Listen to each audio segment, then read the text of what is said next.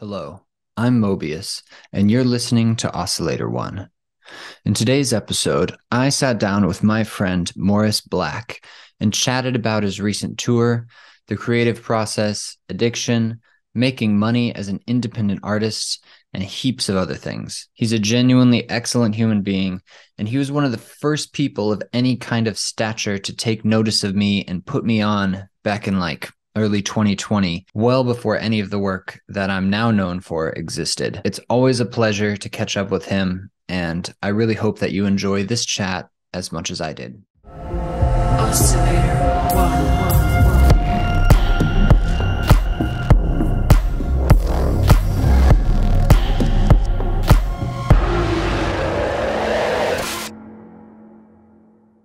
We are here with debatably the king of industrial bass music. He's been one of my earliest supporters, and he's fresh off of a year of touring the Helsinki Industrial Festival. The Festival Testicle. His own show, The Blood Rave, and of course, a pretty sick last minute opening slot for Ice Peak not too long ago. How are you doing today, That man? was really cool. I'm wonderful. Thank you for having me 14 hours apart. Yeah, it's quite a challenge to schedule these sometimes. Hey, this is why we can never finish our collab, man. Yes, that and my horrible time management skills. Yeah, you and me both, brother. I was wondering, you mentioned that you're like coming back home now and getting readjusted to normal life. Um, but you've been on tour for a lot of this year, right? Or have been touring during it? Yeah, I had my first like real expansive full North American tour from May to June of this past year. I've only kind of played shows around New England, mostly like the New York, Massachusetts, that kind of area. And this is the first time kind of seeing the country. And I was on tour with Watch Out for Snakes, and it was a good experience. Uh, and I have been saying on social media that I've been on tour for the past month, but that is not entirely factual. I work a part-time job during like the average academic school semester, basically. Okay. So I'm still working part-time, but I started stacking up shows every single weekend. And at a certain point, I'm like, well, that fills up a tour poster. Let's call it a tour. October has categorically been my busiest year. Basically, every year I've had any success with this project. I'm the spooky guy. I That do kind of horror makes movie sense, yeah. stuff. Yeah. And so I just managed to kind of get all these shows together, and it was just a very tiring month because you know what it's like chasing deadlines for projects. And so I was still working actively on music. I was working my day job. I was playing these shows every weekend. It was pretty intense. And then I had my first out of country experience. I had never left the North American continent until this past month, where I went to Helsinki, Finland, to play the Helsinki Industrial Festival, as you mentioned up top. And that was a what wonderful experience, and just one of those like, man, I wish I could tell like my 19-year-old self, like, this will happen one day. Just like focus your shit. You will get there. You know what you're doing. You suck right now, but like if you work at it, you'll get there. Sick. I mean, first time out of the country, that's a pretty big step. You mentioned that you didn't have a lot of time to poke around while you were over there, but what was it like going, wait, first to clarify, have you been to like Mexico and Canada? I've been to Canada. I played a show in Quebec City once, and I played a festival over the summer in Calgary. And I mean, yes, that is technically, I should have said it was my first time leaving the North American continent. That Mm, would be accurate. okay. So what was it like going to a place with English not spoken as the primary language and I assume they speak a Uh, lot of English there, but how was yeah, that? Did you have any culture shock or was it more it similar was, than you thought? it, yeah, things were like more streamlined. Like I feel like it's just kind of like the touch of Western civilization or whatever it is, like that, just that homogenous culture that has extended from America and Europe, and it was like familiar, but still, it's just like little things. Almost just felt like being in a surreal universe, and I think part of the reason it felt like a surreal universe is because you know. I did this in between my day job. I only got a couple days off, so I went there like overnight, and I get to the city. I am delirious from a lack of sleep and just kind of processing this entire experience. But it was really goddamn cool, like meeting all these people from all over Europe who came out. Some people who told me they came out specifically to see me. Like that was like such a huge draw for them. And I'm like, I understand from a statistical analysis, like that my music spreads to different parts of different countries and everything. But to like meet people who are so far away, who have been so touched by my music, that was fantastic. And they were all so nice. I'll say when I went to Quebec City, some people were really mean about the fact that I didn't speak English, like real hostile about it. About the fact that you didn't speak French. French, yes, Yeah, yes, well, that's French people for you. Hey. yeah. Apparently specifically French in Quebec City. Yeah. Other What are you than gonna? most of the people I met there were fantastic. There are a few very rude people. Yeah. Well, so it goes. That's amazing though. Like getting to meet people from around the world that are keen on your music. I've always been impressed and a little jealous by how traveled and worldly you are, at least in comparison to my 33 years on this planet. Yeah, that's fair enough. A lot of it is just sort of yeeting yourself into the abyss and being like, well, I hope this works out. And Yeah, then kind of figuring it out as you go.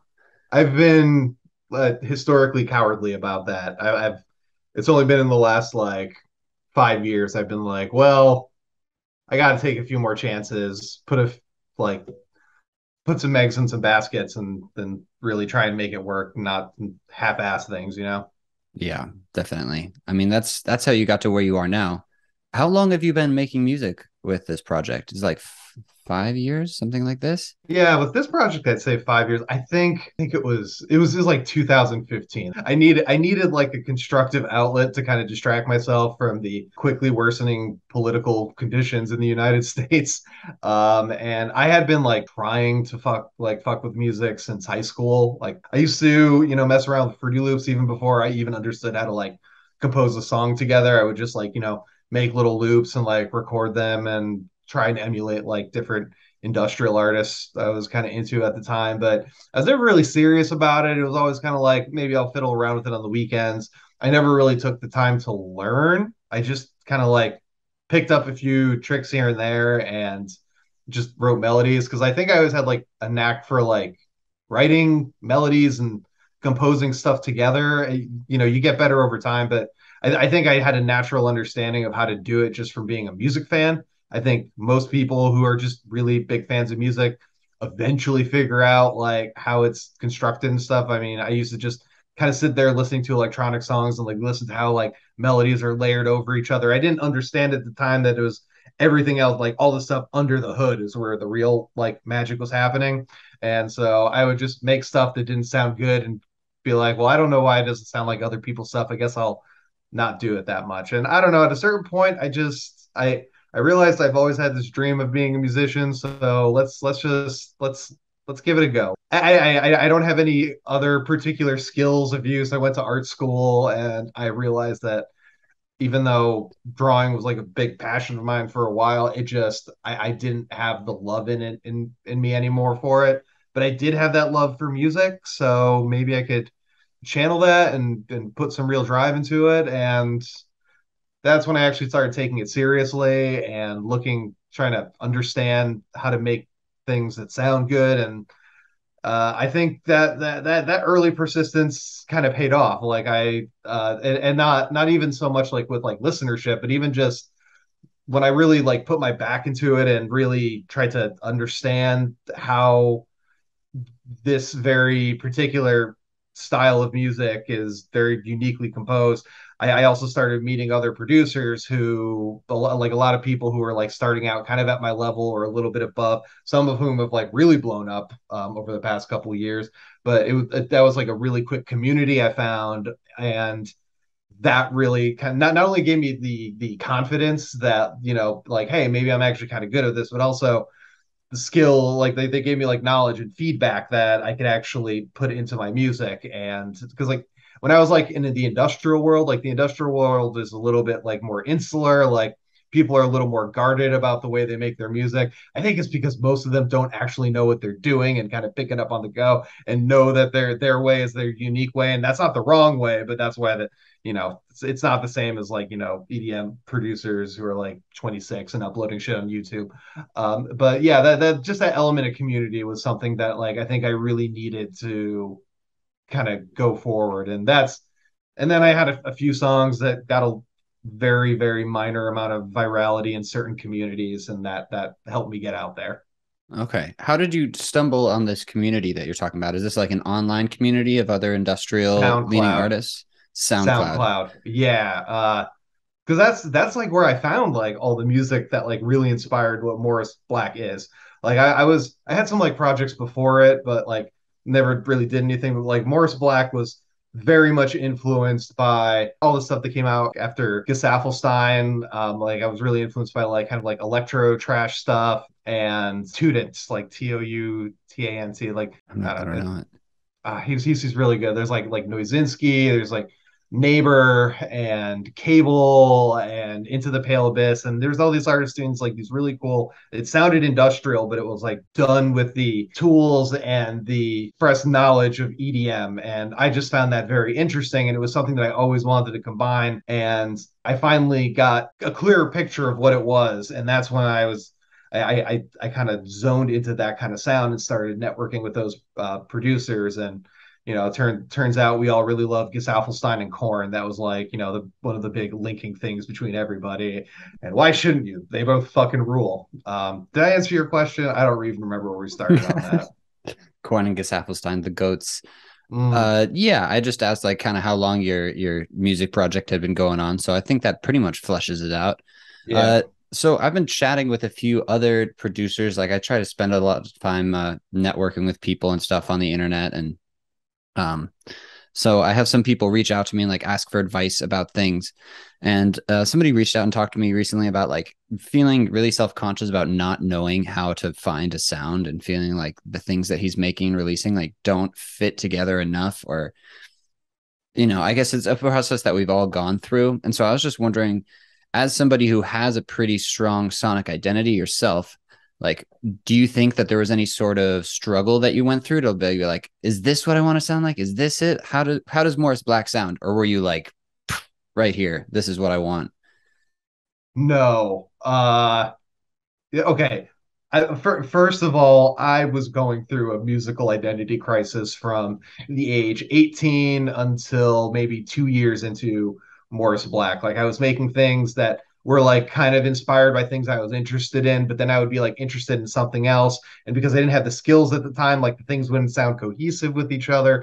And that was really frustrating. And I think when I made Morris Black, I kind of sat down and kind of focused in like what elements of things do I want to bring together? Like what am I trying to evoke? And like I always knew that like having modern electronic music and like traditional industrial music were always my two interests, and I wanted to put them together. But um like my first two EPs, which I released on Blind Mice Records, which is the record label owned by Pete Crane of the music project Shiver. If you haven't heard of them, check them out. They're awesome. That's SHIV-R. He's great. He's helped launch my career to what it is today. But those two records really just don't sound like I had a unified vision of what I wanted to do, but like my project quickly evolved out of that.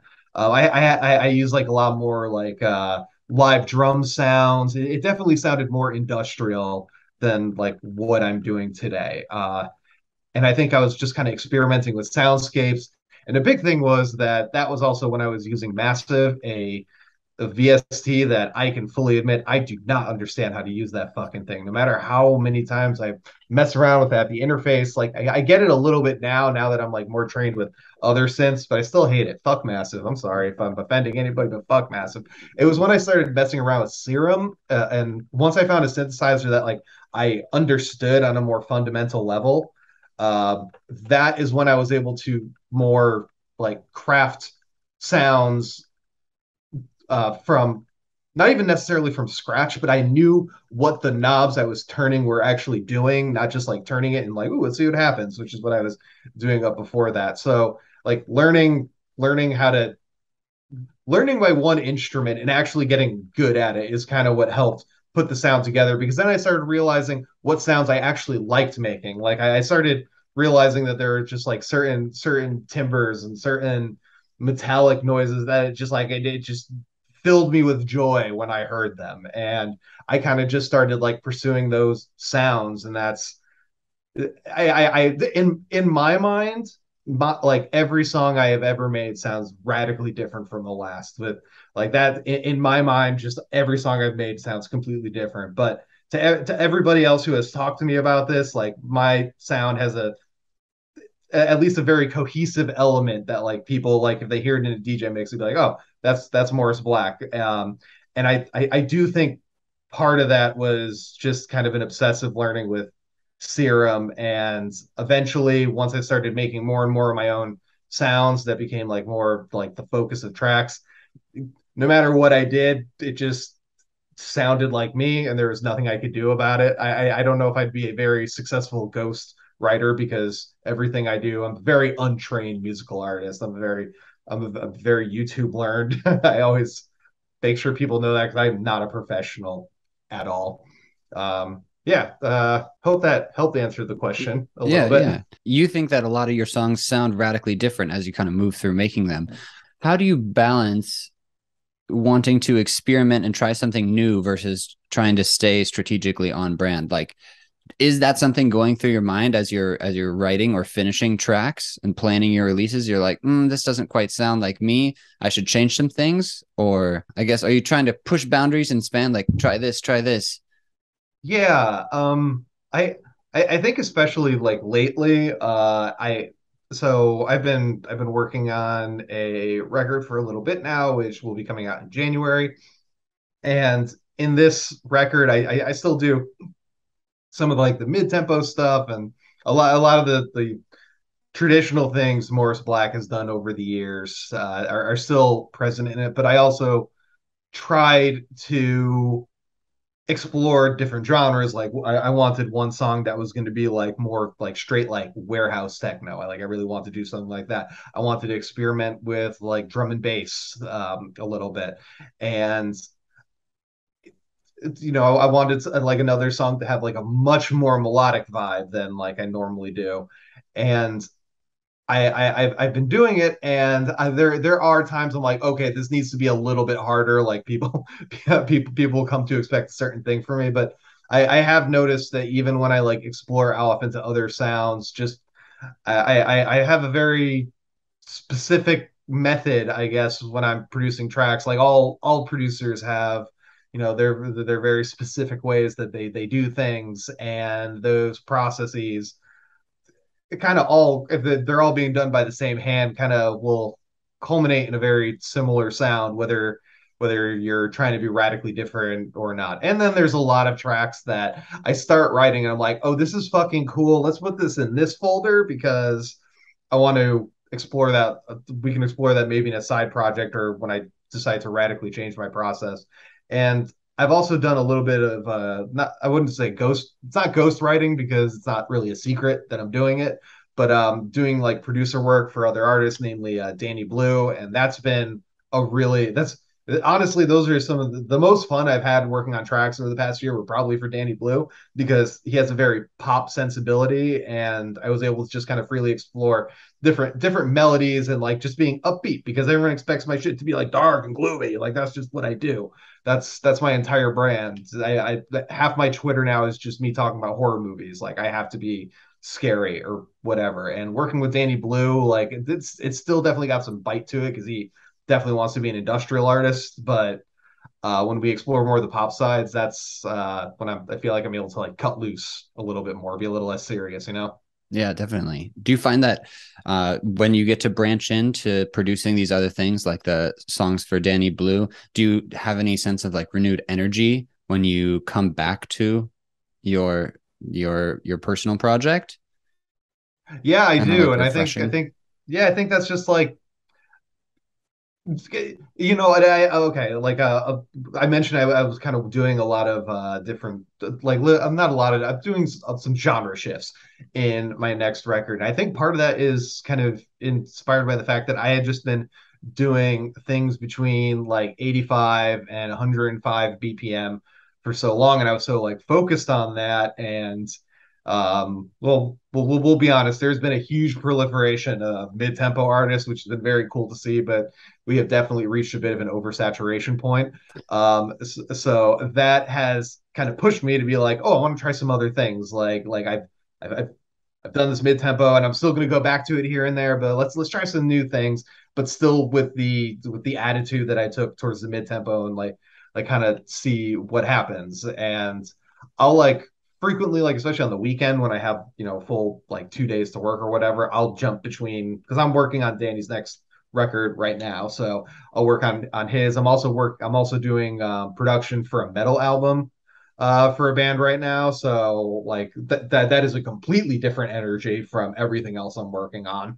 And so between like my personal work and these like two client works, it's just been nice to like kind of jump between the two and almost like restart my brain every time I start a new project. Yeah. Yeah, that sounds nice. A metal band. What kind of metal is it? It's like it's this industrial metal band. I won't say who it is yet. It's not like a I won't say it's a huge name, but they are a band that is prolific in their own right, and they are they they are looking to do a radical electronic shift on their direction. We've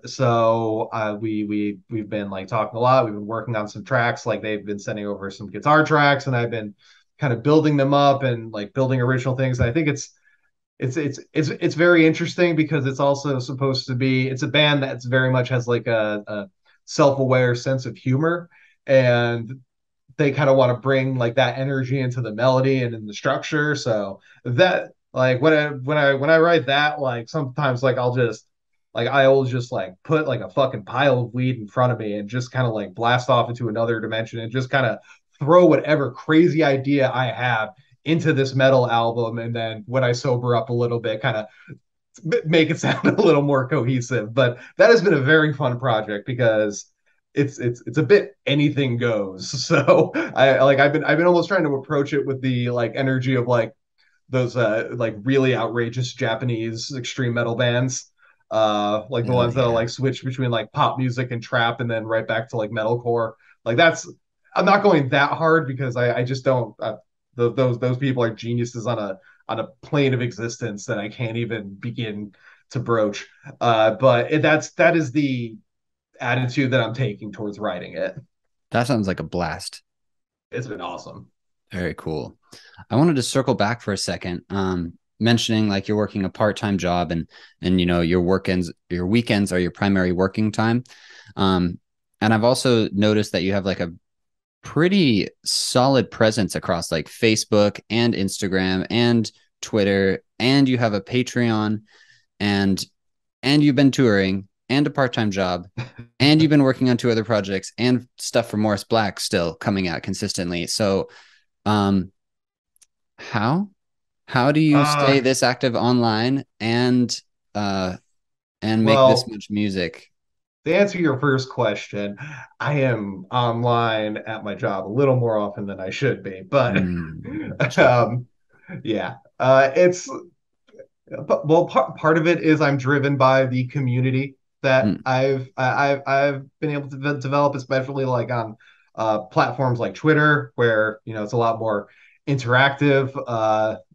Like I don't go there just to promote myself. I like go there to be like part of this extended community of like just like nerds and producers and like queer people, and it's a just a wonderful wide variety of people that I love being around. I have a very loving partner who keeps me very sane. She's fantastic. That absolutely helps. And the fact that I just even when I okay, I love music, I really do, and I've gotten a lot better at not burning myself out on it, and that was definitely something that was happening a lot when Morris Blak was first like picking up speed. When I was first starting Moris Blak, I was also trying to quit drinking at the time. I was an extremely problematic drinker for a good period of time, and that definitely like I would like work very hard on music, and then I would burn out, and like my mental health would start to like spiral. And um I will say that like ever since like moving into a new place with like a person that I feel very safe with, like I start to feel it when it's coming on. Like I have a lot of anxiety. I do have some like issues with depression and stuff. And music is inherently a competitive field, and that can do a lot of harm to,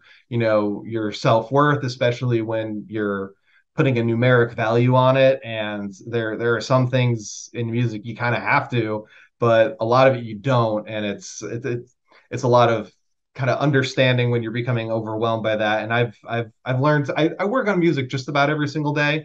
Like I try to anyway, but once again, the help of my partner, she has helped me like realize when I'm starting to get overwhelmed, and like I'm like working on music, and like I can't think of anything, but like I feel like I have to keep working through, because like if I just like keep clicking buttons, eventually the magic's going to happen. But what's really happening is that, your brain has a finite amount of energy, just like any other part of your body. And if it's out of gas, you're not going to get anything out of an empty tank. And if I'm feeling very overwhelmed by the industry and my self-worth and all that, I will learn to take a break and watch a horror movie or anything really, comedy. Lots of Watch a lot of comedy when I'm decompressing, because I like to laugh, and I'm an amateur comedian on Twitter. Nice. Yeah, I find the same when I'm feeling extremely stressed, especially the past few years. Like I don't haven't really been watching any like serious TV shows or thrillers or horror movies. It's like I need to like real life is scary enough. I'm going to watch Horrifying. something like I'm going to watch like a cartoon or something funny. I identify a lot with like what you're saying and these processes. And so, do you have any structures in place, like hard structures that you follow to kind of try to keep ahead of it and keep on top of it and still make sure that all the things you need to get done are getting done? Or do you do it more intuitively? I think it's a little more intuitive. I'm and I will say, like in the past, in October was these past couple months were the first time in a very long time I haven't been able to make remix deadlines. And that's just because I had so much building up, just like around all of that. And but generally speaking, I'm I'm good at prioritizing what needs to be done. And sometimes, if I've been like working on like two or three songs that I need to get done, I'll like maybe take a break, and maybe like throw a song I like into an Ableton file and just kind of fuck around making it a remix. It'll never go anywhere, but just something to cleanse my palate. Like just like remember, mixing down a track is a living fucking hell towards like the end stages. And it really makes you question why you even fucking like music. Guitarists don't have to deal with this shit. Guitarists do whatever the fuck they want, and they party after their shows. Like, no, we go home and we tweak fucking knobs. So it's good to go back to the basics and remind myself why I do this insane thing basically for a living. Like like my day job is part-time now. Like I rely a lot more on my music than I have in the past few years, which is wild and terrifying, and grateful, and still think I'm going to wake up. Yeah.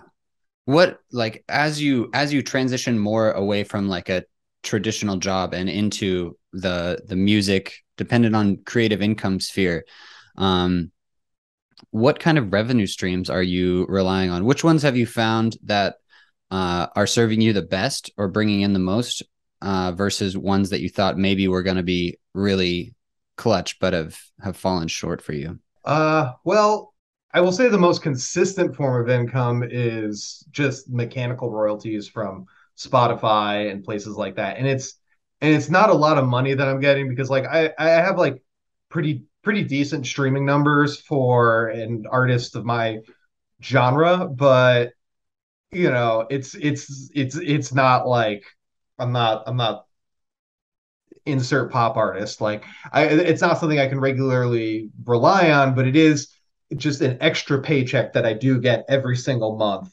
consistently. And it has been steadily growing over time and keeps growing. And maybe one day I can pay all my rent with it. Playing shows, if done economically, have like I did pretty well at the end of my tour. So just like playing live shows do tend to pay the best of anything that I do right now. And also my client work, for what I'm producing for other people. That also the thing is, if you crack down like how much time I'm actually putting into these tracks I'm doing for clients and how much they're paying me, like it's low hourly wage, but it's also an extremely fulfilling job that I'm doing, and that after I finished, I worked on Danny Blue's album Molotov. I co-produced that album with a man named Walter Casimir, super talented. Kind of does more like almost like new wavy and rock kind of electronic type stuff. It's really fucking cool. And we took my like bass and club sound. We kind of like put the two together, and I produced three or four different tracks on that album. I can't remember. Also, I can't remember where this conversation started because I just totally trailed off thinking about how much I'm very proud of that album, Molotov. It's very good, and I would recommend people check it out. It's my baby. Yeah, absolutely. Go check out Danny Blue's Molotov. But we were talking about various income streams Oh yes, that you have been using as fuel for your artistic, well, as for your life actually, for eating yeah. and paying rent. And there's also like Bandcamp, which Bandcamp Fridays can occasionally be very successful, but problem is like the time I make the most, like I don't get a regular income from Bandcamp, but if I do like a big merch drop, like that could be super successful. But I'm pretty anti drop shipping for merch. I'm Mm. very, and it's partly because I'm playing shows and I need to like have the physical merch with me. That like I need to put in an order for 50 to 100 shirts, which if you're a starving artist, that's a bunch of money. But you do make a shitload back once it actually happens. It was a lot to print a whole bunch of hoodies, and they're only like half sold. But like shit, just like sometimes I'll wake up with PayPal and even just like one of those, I'm like, oh okay, shit, this pays for all of said groceries for the week. Like that's great. Um, it's inconsistent. I wouldn't recommend ever aiming to rely on music for income. If you have any other skill, do that because that's probably good. But I love music too much, and I'm kind of good at it. And when all the systems and the grids break down and the world is in a fiery husk, I will be fucking useless. But man, I will have made some bangers before that final twilight. Yeah, well, I think we'll all be in a pretty tough place unless we're out here actively practicing our survivalist skills. I also wanted to ask you about your Patreon. Have you been continuing to stay active on there? And what's your Yes. take on using that? I like it. It's you know, and I'd never wanted to make one because I just felt like I don't know, almost it felt like too like self-important or so. I don't know how to describe it. Sometimes I have a hard time valuing myself as a person or as an artist. Like as much like positive feedback and reinforcement I get, it's sometimes hard not to think I'm just like making all this shit up. Um, We're all making shit up. Yeah, exactly. But Patreon, the way like someone told me was basically like a lot of fans have expendable income and they would rather they just want to sign on to a Patreon and give an artist $5 a month just to ensure that they keep doing what they're doing. And that is that it's an investment for fans, basically. Like that's kind of what it is. And you know, it's and it was nice that I did it, and people signed on, people still sign on. I made mine. At this point, what it is I have kind of two different like specific levels. One of them that I have I upload like an exclusive track to my Patreon that only they can listen to and download there once a month, and then I also upload at a slightly higher tier like production stuff, a lot of the Serum presets I've made, samples that I put together, Ableton projects, like Ableton racks, that kind of thing, tutorial videos. I am actually a little bit behind on my Patreon because of the month I just had, and you're reminding me I need to do that tomorrow. But yeah, I've been enjoying uploading like kind of production videos because I used to do a lot of Twitch streams that would just kind of look under the hood, and I enjoy doing them, but lately it's just become like a toll on my mental health to actually do it. So I've been avoiding it slightly, but I will be getting back into it. But I've been kind of like getting that juice out of like sharing my knowledge with people by putting these little videos together. Just like how do I put together my drums, or how do I design this sound? But yeah, Patreon's been pretty good for that. Not a huge source of income, but sometimes I'm like, oh wow, I needed that extra $150 to get to the end of rent, and I can withdraw my Patreon funds right now. Yeah, I completely get that, being like, oh no, how am I going to not go into crippling debt? And it's like, oh, Yeah. we got $50 lying around over here. Like, oh, here's $150 over here. We can put that together and make it I work. also have an excessive weed diet, which my patrons very much help support, and I really appreciate them for that. We love the transparency. Thank you, my patrons. So you mentioned earlier, speaking of weed and sobriety, that you had an unhealthy relationship with alcohol prior. This is something that I And personally most struggle with. drugs. Fair enough. Yeah. They tend to go hand in hand, don't they? Alcohol is the worst, but I've dabbled in most of the bad drugs. So like uh what drove you? Was there any specific thing, or was it just recurring patterns that you saw in yourself where you're like, all right, this is fucked. I need to cut this out of my life, or like it's going to go nowhere Yeah, fast. it was. I mean, it started off as it started off as like I had social anxiety, and in my 20s, like my young 20s, I had like a big breakup, and I wanted to expand my social circle and meet new people, and so I was drinking in overdrive to like kind of get rid of that anxiety, and it was fine for a while, but then it like kind of get worse and worse, and then it started getting to things like I mean I was doing things like drinking at work, like spending entire days where like I didn't get out of bed, and like or just like kicking back drinks and shit. Like it was like I was a mess for like a while, and it was partly because like I didn't know what I wanted to do with my life, and having that drive to do music is one of the things that it was still a struggle for a while, but that helped kind of show me why I needed to clean my life up. And also like obviously I was treating people like shit, I was treating myself like shit, like people are worried about me, and um obviously it had to happen, and I knew it had to happen, but having music as because like if I tried to produce music and I would like kick back drinks, like I mean I would be drinking hard liquor, and I'd be good for like 30 minutes of like really free form expression, and then suddenly I'm getting tired and just like pressing a couple of keys over and over again. I'm like, I'm gonna go watch Always Sunny in Philadelphia. Like that's and so that very much helped motivate me to like I need to stop this. And alcoholism runs in my family, unfortunately. Like I just have a generally addictive personality.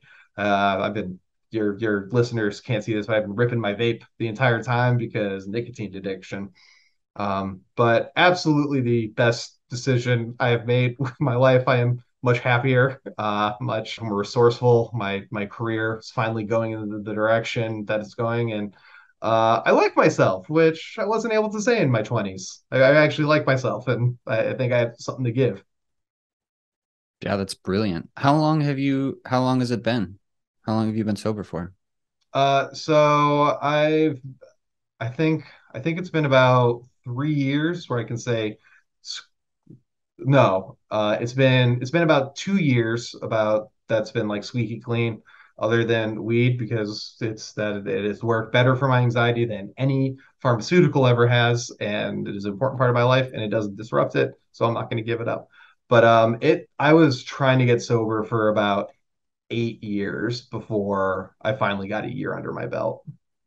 Fuck yeah, dude. Congratulations. Thank you. Thank That's you. It massive. sucked. It still sucks. It sucks playing shows and like not being able to get something to drink, but you get used to it. I have like I have my ginger beer, my Diet Coke, and my Red Bull. Those are my go-tos for going to a bar that most establishments will have that. But it gets anyone's trying to do it. It fucking sucks really hard at first, but it gets a lot easier, and have a good support network. And I recommend this lifestyle. This lifestyle really works for me. But if you can Mm. control your drinking, fuck you. I wish I could too. So I was gonna ask that too. Like all of the shows and stuff you've been playing this year, like a lot of times, just kind of as the nature of the beast, like drinking and touring go hand in hand a lot of the time, you know? So for you, especially on this like extended tour, what was it like doing that whole experience sober? Did that push you? Was that hard to complete like that? Or was there any Yeah, conflicts with people being like, yo, why aren't you drinking? Like, this is what we're no, doing.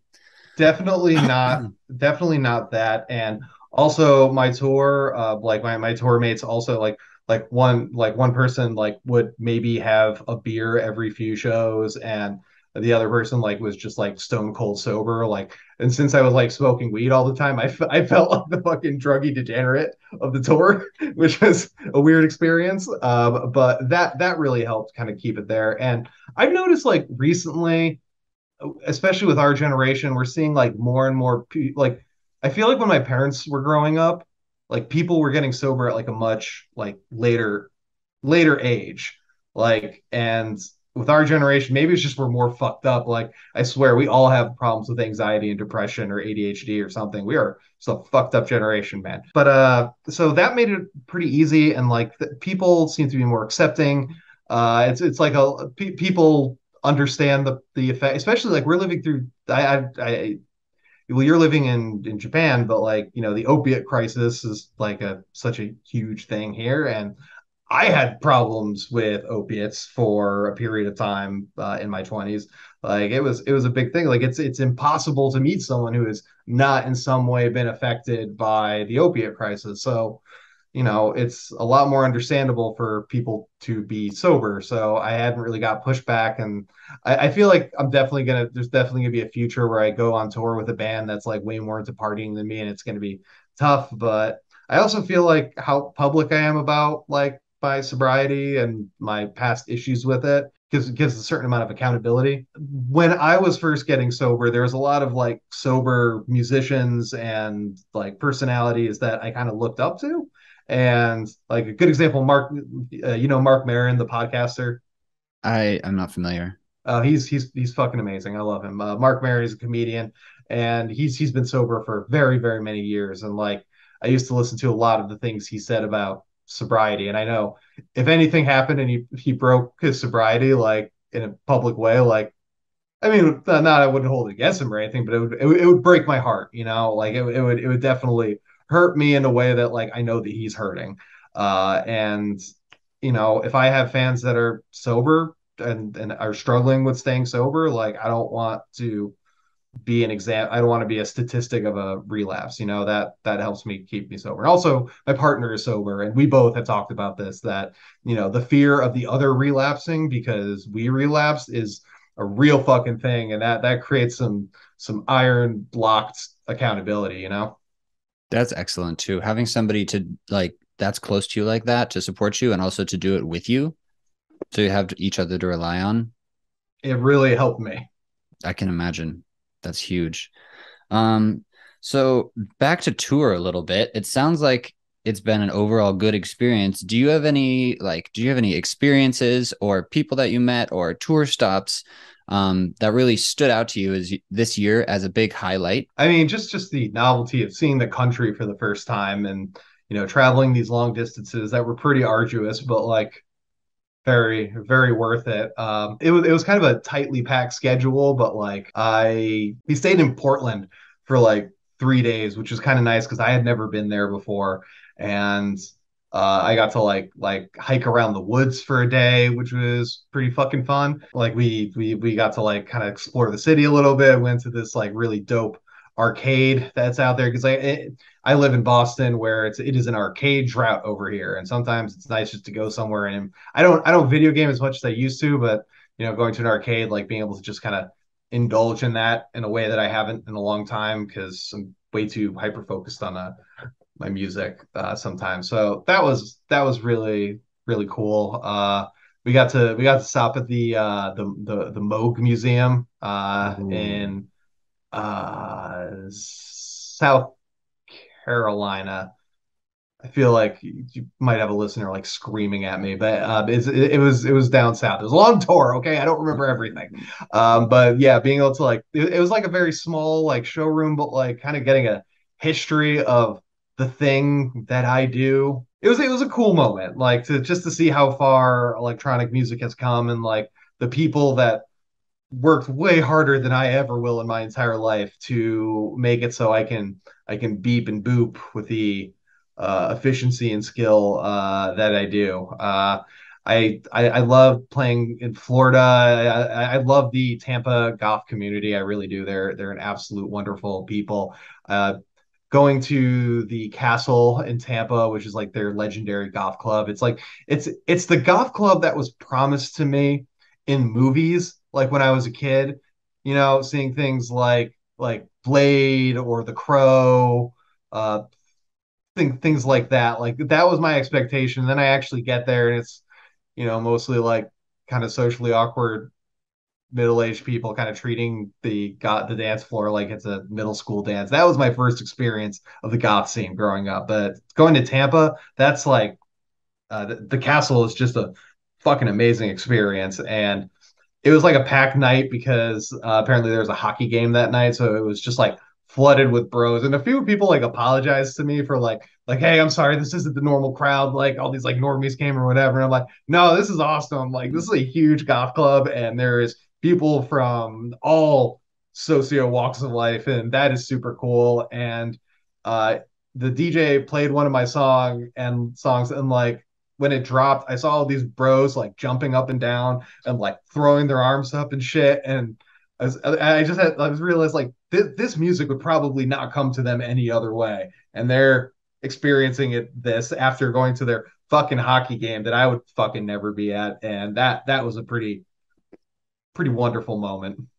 Hell yeah. I've never heard of the castle before. Is it like I'm picturing like the nightclub in the Matrix or like the Blood Rave or something.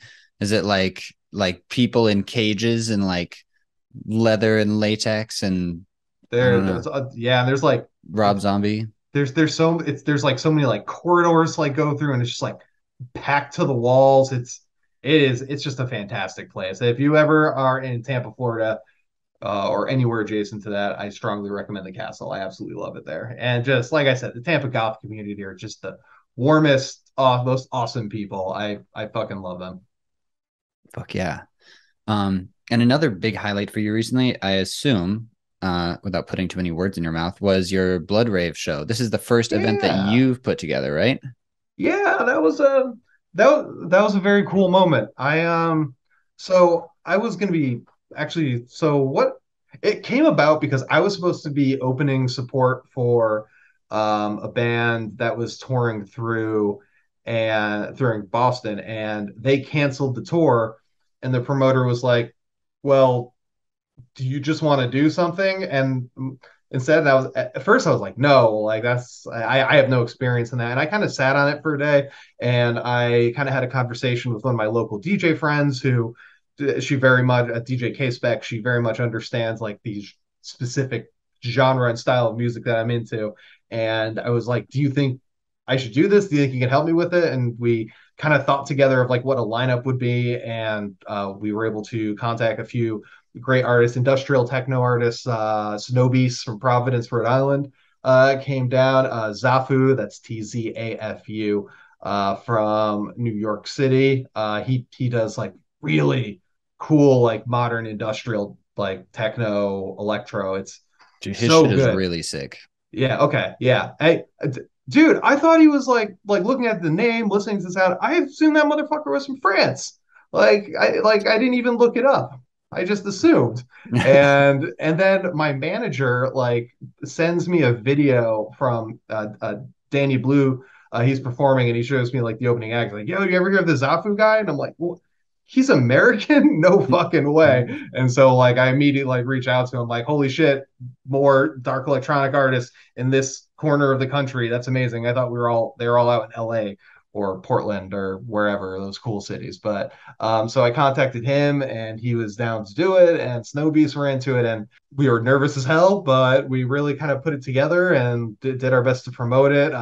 Shout out to my manager Victor, who really helped with like Facebook ads and Instagram ads and those kind of things like that. And I was terrified the whole day that it was happening, but like immediately people showed up and it was like a super successful night. I was scared I wasn't gonna be able to pay my performers. Like I kind of told them like we're gonna do everything in our power to make this happen, but this is my first event and there is a chance that we won't make any money, but I'm gonna do everything in our power to make sure you paid you. And I was able to pay all my artists. I did okay myself, and people just had a really awesome time, and it showed me that there was like a hunger for this kind of music in this city. And that's goddamn cool. And I'm already kind of brainstorming what I want the next event to be.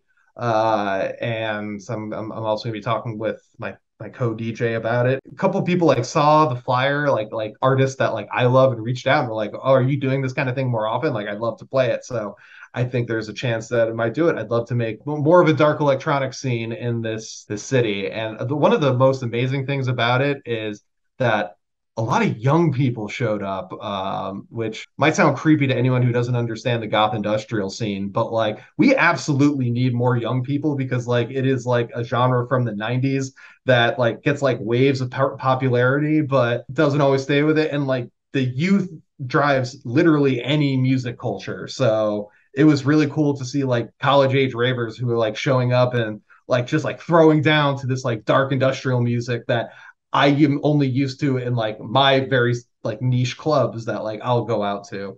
So it brought out a lot of people from a lot of different scenes, and that was great. It was we did a lot of flyering at that Ice Peak show that I played, and was able to win over a lot of people at that show, and that really helped get the word out for it. So that was yeah, it was a really good experience. I definitely want to do it again. I'm kind of readjusting and kind of recalibrating, and then I think I want to do something again because yeah, it was really cool. Hell yeah, that's good to hear. It's also We good did to hear not that release there's any like blood from sprinklers, unfortunately. there's always next time. There's Not always if I next want to not if I want to throw an event in this city again. time. Boston are a bunch of prudes, dude. I don't know. I think it's possible. I worked an Insane Clown Posse show once, which Whoop was whoop. just for the experience, really. But like, yeah, having to like lay down like probably a mile or two of like carpeting and plastic over every surface so that the Fago wouldn't like seep into the floorboards, which it surely still did. Like, It's like a guar show. it's yeah, similar thing. If I mean, Guar has some clout, but you know, I feel like Yeah. there's a way you could spray people with some amalgamation of like blood related substance. I love Insane Clown Posse. Not necessarily their music. I wouldn't exactly call myself a fan of their music, but just the entire concept and the Juggalo culture. It's very inspiring, and I also find it fascinating that they've also wound up being on the very left side of politics, just as a culture. So yeah, I'm very pro Juggalos. Fuck yeah, yeah. There, it's inspiring to see how like they took something that just was they got ragged on for forever. People were like, nobody is gonna fucking like this. Like you Mm-hmm. all just like trash, and they're like, maybe, but there's a lot of us and now it's like one of the if not the most successful like independent artists like media empire almost. Yeah. Like I they also built it. definitely have a soft spot for just about anyone that's unfairly maligned by the FBI. Like I gotta be on that side because fuck the FBI. Preach. All right, let's see here. I got a couple more questions for you. Last question about Oh, oh touring. shit! Do you have the advanced zoom, Mister Moneybags over here? Yeah. Look at you. Okay. Yeah. So from the last touring question, like from this past year, there's a lot of firsts that you did, obviously, like first time out of the country, first like quote unquote real tour. You threw your first show. Yeah. What do you think was one of the biggest takeaways or biggest lessons that you've learned this year? You know, playing, especially on tour, like producing music has always come before the live element for me. Live is how I kind of got my name a lot out there because I do think with the way I perform my music, the way I play and mix my music, the way that like I have like my visuals that are, perfectly synced to everything, like people seeing me live, that is the full Moris Blak experience. And when I went on tour this time, I basically just was playing like through Ableton Live on a MIDI keyboard. And as we played with different artists like across the country, like opening acts, and I played some festivals over the summer. So I saw like a lot of different bands play live.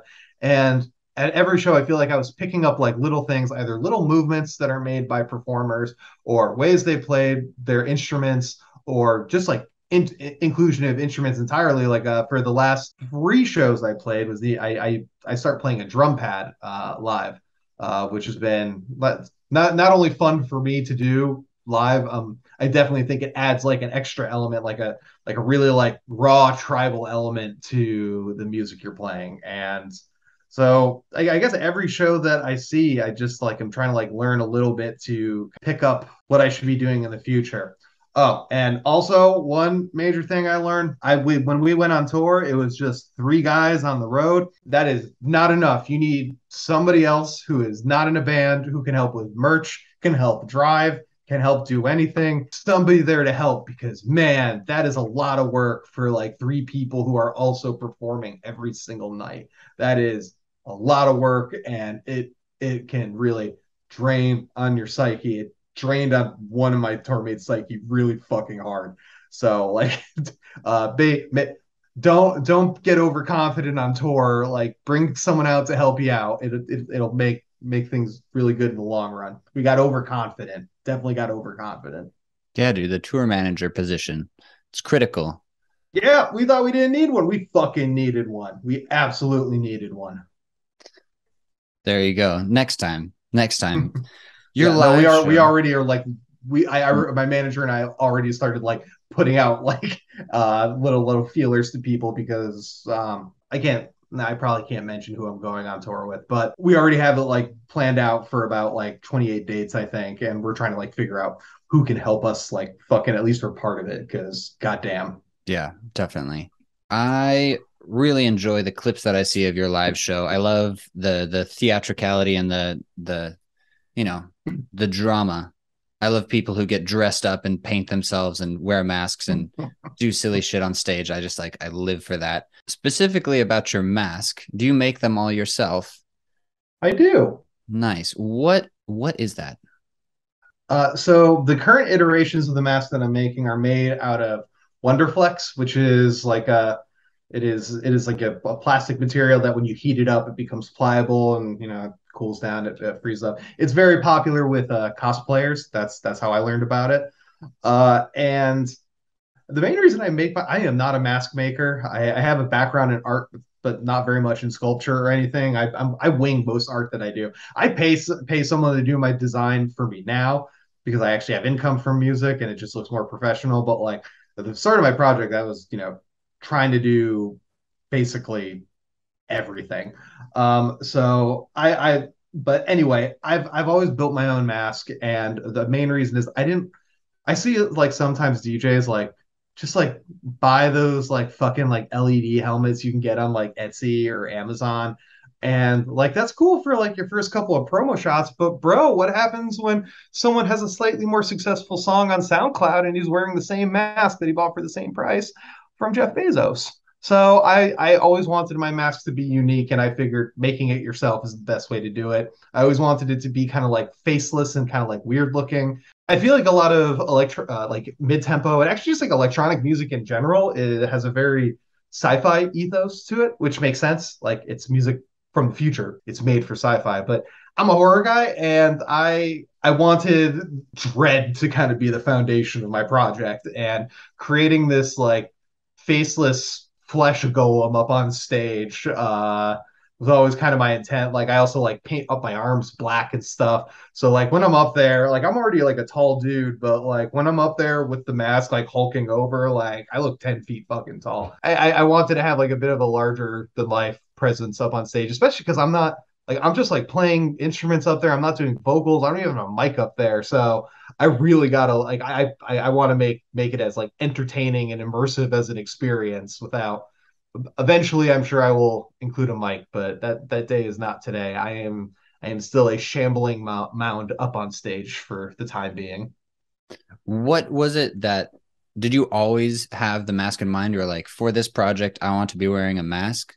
Like, why decide to wear one at all? What was the Uh incentive? Standing out. I wanted to stand out a little bit. Like I started coming up with the idea for a mask at the same time a lot of other producers were having the same idea. But it was real, honestly, it started off like mainly as a branding tactic. Like, I don't know, I felt like I didn't have like charismatic of a personality to kind of carry it just as myself. So I want it to be a character. And I originally intended Moris Blak to be like a full kayfabe thing, like there's Brian and there's Moris Blak. Moris Blak talks like always in character and stuff like that, like remains anonymous, but I couldn't do that. And especially over the past few years, Moris Blak and me, Brian, they're just fully come together into like one whatever whatever person. But yeah, branding is the main thing. I wanted to stand out, especially if I was going to play live shows. And I do think that really helped. Like, people see this like weird, cool LED mask up on stage and they hear some cool dance music. They want to be like, okay, let's see what this is all about. Especially when I play festivals. That's when I get like a lot of extra pull from people, like people who are forced to see me. They're like, oh, this is cool. I'm going to go check this out. So I'm always kind of prepping my performance as if I'm playing a festival where there's a lot of bands and there is a lot of like limited retail for people's attention and memory. So I really got to make it as appealing as it can. So I try to make the performance that I would like to see slash can't afford to do right now. I've got big plans for the future when I'm a huge 9 Inch Nails level success and I'm able to put all my money into production. That's. But for now, I do the most with what I can, and I think people respond to it. Fuck yeah. Do you have any tips as far as mask construction goes for practical usage while performing? Because I see you've gone through a few iterations. Have you learned lessons about breathing, getting condensation all over your face, or visibility?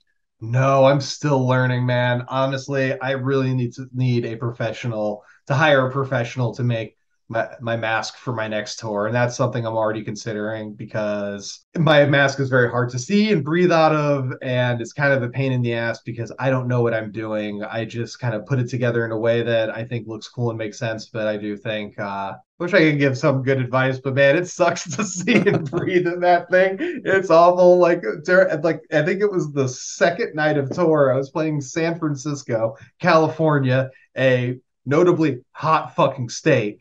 And halfway through the performance, I like took off my mask. It's like, fuck this, I can't breathe. And I think like the light wasn't working. So I took it off and it got like a big applause. And so I just had this like moment of like, oh, okay. And so like I keep playing, and then like I usually have my hair up in a bun, and then I take my hair down, which always freaks people out because I'm sure you can relate to this. No one thinks you have long fucking hair just because you have a man bun. It's like they consciously like understand that that is hair up there, and if you untie it, it will unfurl into full hair. But like when it actually happens, it blows their fucking mind like they're fucking babies. So I take the bun out and I like my hair comes down and that gets a huge applause. So then I'm like, okay, Now every night on tour, I'm taking off my mask halfway through because people just fucking love that shit. It's like a half reveal. Yeah. Just like a little like thrill, like what's behind the mask? That's what's behind the mask. What's And on the like head? That's what's on the head. I have also been consciously doing press photos like that are like more of my face. Like a lot of them that are gonna be released with the new album are gonna have a lot more of my face than I've been showing, and I think that's like part of the evolution of the project. Like I kind of it's not so much about the mask anymore. I think it's more of just like about like what I am as like a producer, you know. And I think I'm probably going to go through different theatrical stages, and I might be moving past this one, but for now, the mask isn't going anywhere. Just maybe I need to get a more professional one made because this one fucking sucks. Interesting. Okay, very cool. I'm excited to see when you get a little bit more budget. I'm excited to see you flesh out your vision. I Oh always yeah, love when me people have too. a flair for the dramatic. I feel like there's a lot of people, no hate, but there's a lot of just like black t-shirts and like that's it going on. So when somebody puts on that extra effort for the spectacle, I really appreciate it. Yeah, I think I'll give this unsolicited advice. Like when you're thinking about your live show, like think about what has been memorable in a live show before. Don't just think about what you can do. Think about what has really made an impression with you. There's this band called the Gothsicles. They're from the Midwest. They now live in Boston. I'm very happy to say that he is my friend now, my very close friend.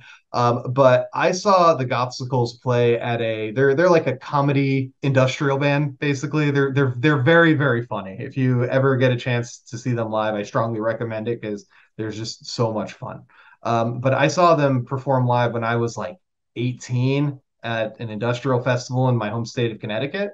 And it was the first time I ever saw synced visuals to his music, to someone's music. Like every song that he played, like he would say something and like images would come up to like reinforce whatever joke was happening in the lyrics. Like it was it was really great, and it kind of showed me like, these comedy elements would not have worked nearly as well if they did not have the big like visual help. Like, I mean, he could have carried it anyway because he's super charismatic and hilarious and awesome, but the visuals just like made it a full fucking experience, and that's the main. He's the main reason that I include synced visuals in my performance because of that performance I saw of his when I was 18, and it made such an impression on me. And so when I was putting together like the full Moris Blak live show, I knew I wanted it to have like a certain cinematic quality to it. So all of my visuals really show the tone and kind of like guide you through the performance, and that was a big thing for me. Are you syncing those to your music, like using Ableton's video engine? Is it all I running through am, Ableton? which I don't recommend. If you have a Mac, there are some great VSTs to help assist with the process, but I have not found one with Ableton with Windows, and Ableton just sucks for video. I've made it work. I figured out a way to make it work, but it's like kind of unreliable. Like Mm. one out of 10 times it'll say like can't decode video, and I just have to like restart the whole thing if I want it to work. What I happens if it's in the middle of the show and it does that? usually doesn't have once it's like going, it usually won't stop.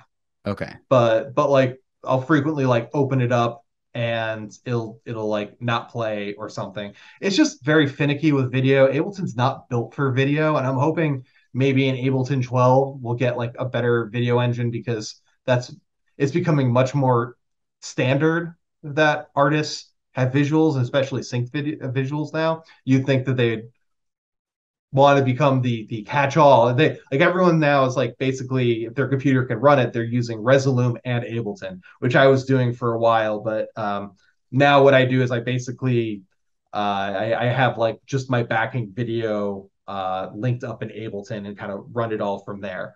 But I'm just hoping in the future, Ableton. I know you're listening to this podcast. You're big fans. I get it of both of our music. I would be too. If you could please improve your video engine, that would be just so great to all of us theatrical performers. Yeah. I mean, they do really have a kind of a corner on like your like live electronic things. Like there's not many other app programs out there that are like allowing you to do all of the things that Ableton does. It makes sense. It One day, makes one day. sense. Let's hope. So I had one last big question for you. throughout our chat today, you've mentioned your management and your labels, at least one label that you've worked with. So I'm curious, how influential do you think the labels and management that you've worked with over the course of your career thus far have impacted your growth? Like, would you recommend other artists, especially growing and developing artists, to go that route or go the full solo route? Okay. The way I look at labels, and someone said, actually, my manager said this very flatly to me, and I think it's true. Do you have the money to promote your music the way you want to? Yes. Fuck a label, go your own route. Especially if you go through like Facebook advertising and YouTube and all these ways, like there's ways you can grow yourself without the gates that were conventionally kept by record labels. Can you not afford it? Are you broke? I sure as shit was. So I went through labels, and I have I have found okay. So I first was signed with Blind. Well, yeah. So I was with Blind Mice Productions, and like I said, Pete Crane's label, and that was very valuable in helping get me into the hands of a lot of different industrial DJs who I wouldn't have reached otherwise, because Pete Crane already had clout in the industrial world. So he had a very small footprint on the market, respectfully. But enough that like people were still paying attention to what his label was doing, and they noticed my stuff. And my first two EPs did strike a chord with some people, and enough that a slightly larger industrial label, goth industrial label called Negative Gain, became interested in my work, and they were someone that I was always a fan of. They have historically been very good at curating their lineup. So I was honestly pretty starstruck that they reached out and wanted me to be a part of it, and it was very awesome. It was cool to feel like part of the family, and they actually really did help almost like legitimize me as like an industrial artist, because like I was now part of this roster, and there are a lot of DJs who are just like will play whatever Negative Gain puts out. So it did almost like legitimize me as an industrial artist. And over time, I think I started growing more as an electronic artist as opposed to industrial artist. If I'm being honest, like these days, I struggle to call myself an industrial artist. I'm not really doing most things that like industrial does, but my music comes from a deep love of industrial, even if it's not.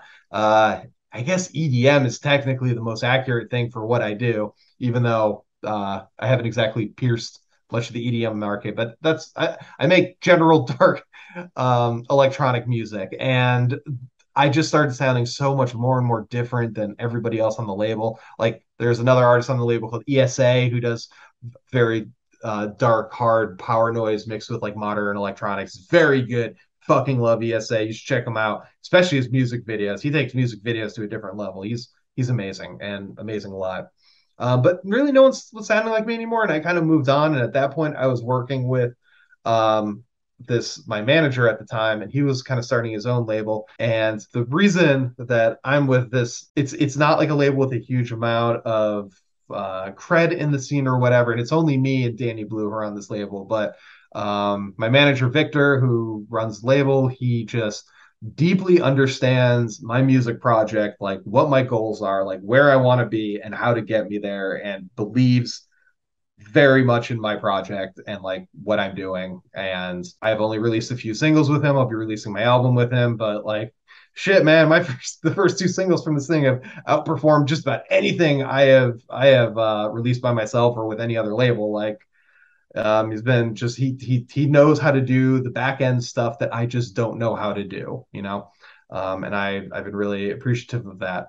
And the other thing is I also occasionally release with a different label, which is Hybrid Blak. And the reason I do that is because Hybrid Blak is a group of people that like I met them and they were just so on board with the entire thing that I have always been trying to do with Moris Blak, this melding of genres, specifically like, the very dark music, like industrial and metal and all those things, and like kind of blending it with more like modern approaches, and taking like the modern electronic techniques and sounds, and like just kind of pushing it all together into like his new exciting sound.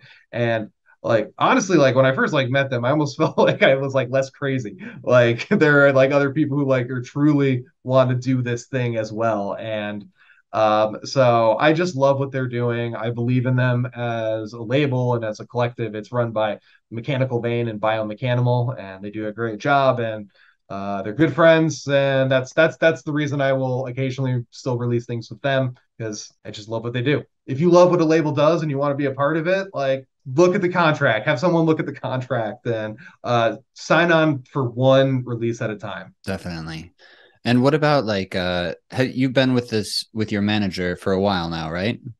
Yeah, I think like halfway through COVID is when he's like he kind of gave me his business proposition, and I was like, yeah, let's see how this goes. And I would say, but my girlfriend's very grateful for him. She feels like he helps like manage a lot of like the stress that's like so ephemeral to her because it's music is its own fucking dimension away from everything else, and it's been nothing but smooth sailing. He's been just really great at helping get my project where it is, keep me on task, keep me focused. And I Hmm. think I've had some of my most productive years yet in this project. Does you have you found that it's helped you a lot with maybe clearing your headspace of some of like the smaller things and like day-to-day runnings of pages and projects and advertising and merchandise that otherwise would crowd into your music time?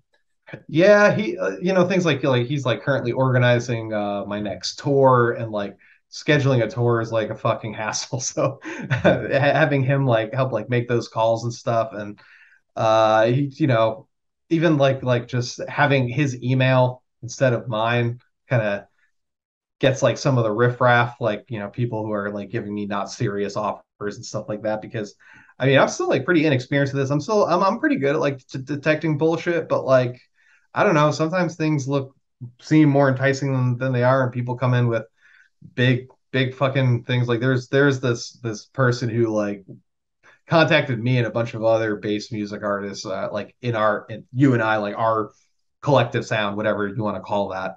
Hmm. Contacted a bunch of those artists and was like talking about how she's like she works with Post Malone, and it was going to be launching this huge project, and it was going to be launching this like it's super secret now, but it's going to be huge.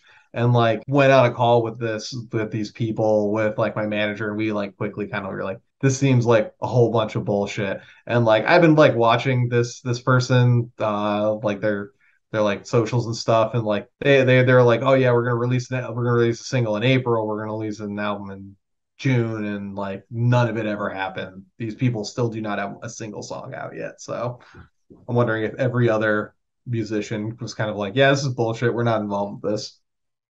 Yeah. Yeah, it's nice to have that buffer there in between. Hmm. What? Unless you have something else that's weighing on your mind or you want to chat about, what is next for you? What can your people, what can the fine citizens of the internet look for from you going into 2023? Yeah, so I'm excited about my next release, Burial and Void. I'm gonna be trying out some new things. So I released my first two singles from it, which is House of the Fallen Suns and Malevolent, which I'm very proud of both of those singles. Like Malevolent, I think was a kind of an indicator of me trying out kind of different styles, different from what I had been doing, but still very, very much me. I got some really great vocal collaborators on the album.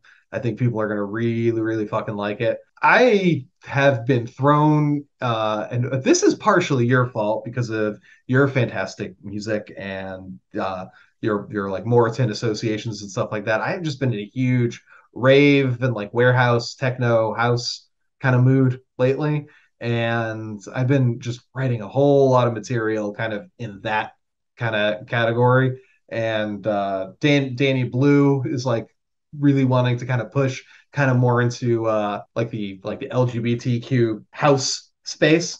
And so I've been like getting really excited about writing that kind of stuff. So I feel like I'm feeling like a huge surge of like very dancey music that's going to be coming out for me before I decide that dance music isn't art and I have to make something else or something. Who knows? I feel like Moris Blak always is going to have like a certain point where I decide I want to do something radically different, but I don't know when that time. It's not anytime soon because I really love this kind of music that I make, and I love that people love it as much as I do. And it's yeah. So that's the next big thing you can look forward to is Burial and Void. I think I have a couple remixes coming out. I do so many remixes, and I kind of forget to ask when the release dates are. So keep an eye out for remixes. I think the next one is from the artist Matt Black. I think I'm excited for that one. That one's a good one. So yeah. All right, sick. Very nice. Thank you for your time today, man. Yeah, of course. Thanks for having me. I love what you do. You're an inspiration to me all the time, and I appreciate that. Right back at you, man. It's been a pleasure watching you grow over these past few years.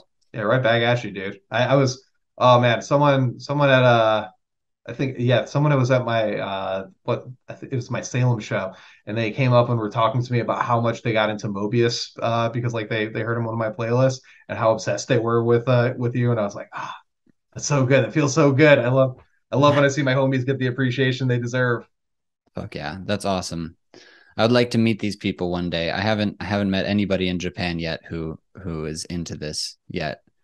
Whenever I play Oh. shows, people are like, "What is this? This sounds like music from the future." And I'm like, "Well, I mean, kind of like it's in the future of the cultural curve. I think it'll swing back around in like maybe 4 or 5 years, and Japan will be like, Is "This is is it what's like up." is it like not is there like not really that much music in there? Like for our type of thing? There's not a lot of industrial or this sort of thing. They have like a lot of their own metal subgenres and things like that, and they have a Yeah, lot I knew of about dance those. music. Like techno is really huge. This like Japanese techno and psychedelic techno kind of styles seem to have quite a following. Um, Ooh, can you send me some of that stuff? I'm curious about it. yeah, definitely, I can do that. Yeah, I've always Um, been curious about it. That's like one of those lingering questions I've been like meaning to ask you, like what electronic culture, like dance culture is in Japan, because I can get like a tertiary view from, my very white seatings in Boston out here, but I've always been curious, like what's popular there, what's not, because to my understanding, like South Korea is like a much more like homogenous pop culture, but Japan is a little bit all over the map. yeah, I mean, the cool thing is everything is so dense that there's like it seems like there's a little pocket for every kind of scene. People host their own nights in like little 20-person capacity bars and like host their own DJ nights for like very specific things. So like That's cool. people can build their own little scenes, and were I not completely illiterate, that's probably something that I would focus on doing more of here. Um but yeah, I mean, broad strokes, the festivals that I've seen people going to over COVID time, so this is just Japanese music, basically, no international acts coming through. Um, yeah, it's been a lot of people like psytrance and they like techno, but not, And I do enjoy those genres as well. mhm. Yeah, I think it's fun. But I don't know, going back to America and getting to see some like more, I don't know, in your face EDM-y sort of things, and some like drum and bass and stuff was a blast and a half. That's not true. They Yeah. also do have some drum and bass nights I here was as about to well. say, I feel like drum and bass feels like something I've definitely heard Japanese drum and bass. I know I have. Yeah. Yeah, definitely. But I just want some of that like super fucking hard, like neuro funk, Noisia, Reaper, Yeah. Well, if moshing you're drum if and you're bass. ever in the US at any point and you're around the Boston area, I'd love to actually like see you perform. Fuck yeah. I would absolutely love to do that. I'll need to But see I'll need to see. I'd like to come back to America again maybe next year. So mhm. yeah, I'll chat to you then and we can. I think one of the best feelings I had at the end of the Blood Rave was, I was a lot of the driving force of getting people out, but it felt awesome that I was able to also introduce them to these two other artists that are doing similar sounds that I deeply respect, and everyone left there big fans of both. And so I don't know, being able to expose more people to music that I love, and I know that they would love if they had just discovered it. Yeah, well, there it is. I mean, that's the beauty of curating your own shows and building a local scene, right? Because then Yeah, you have some sway in the community, and you can like I guess be like a taste maker for lack of a better term. Be like, hey, you guys like this? You'd probably also like this. And I'm like, oh shit, yeah, this is sick.